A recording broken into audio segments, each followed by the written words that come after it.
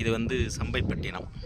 வருகின்ற பிப்ரவரி மாதம் 7ஆம் தேதி 8ஆம் தேதி 2 தினங்கள் தஞ்சை, நாகை, திருவாரூர், புதுக்கோட்டை, காரைக்கால் மாவட்டங்களை உள்ளடக்கிய மிகப்பெரிய தப்லிக் இஜ்திமா இந்த இடத்துல நடைபெற இருக்கிறது. கிட்டத்தட்ட ஒரு 50,000 மக்கள் இந்த இடத்துல கூட இருக்கிறாங்க.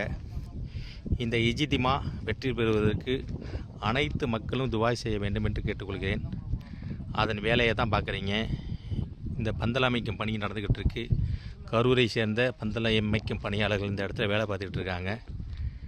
இன்ஷா அல்லாஹ் அதுக்காக போடப்பட்ட மெஸ்ஸுகள் தான் அந்த பக்கம் இருக்குது. மிகப்பெரிய கிரவுண்டு.